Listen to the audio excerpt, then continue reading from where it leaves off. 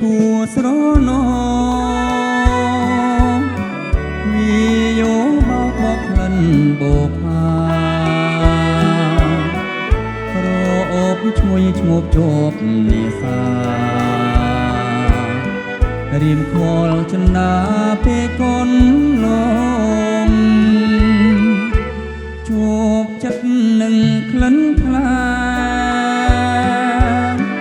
ដែលមកនួងឲ្យបងស្នេហ៍ស្នងស្រាប់តែត្រូវឃ្លាតឆ្ងាយពីបង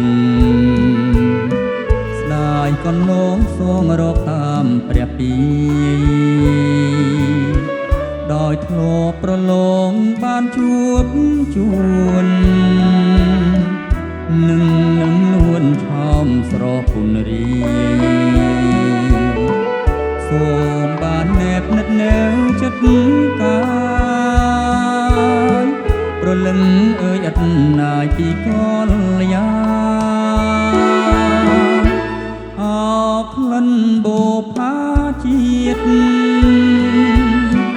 គុំឲ្យឃ្លាតឆ្ងាយពីចិនដាជាទីសងខឹមនឹងស្នេហាដរាបដល់អស់ជីវាជាមួយ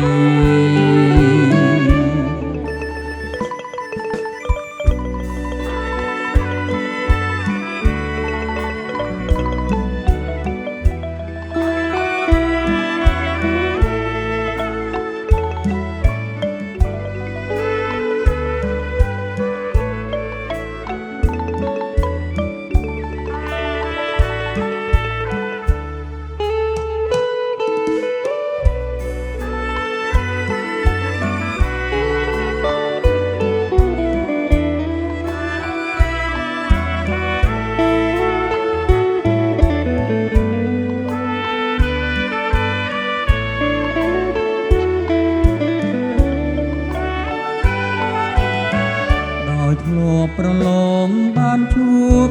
ជួននឹងលួនឆោមស្រស់ពុនរីសូមបាននៅណែបនិតទៀងកាប្រលឹងអើយអត់ណាយពីកលយាអក្លិនបោផាជាតិគុំឲ្យឃ្លាតឆ្ងាយពីចិនដាជាទីសងខឹមនឹងស្នេហាដរាបដល់អស់ជីវាជាមួយដរាបដល់អស់ជីវាជាមួយដរាបដល់អស់ជីវាជាមួយ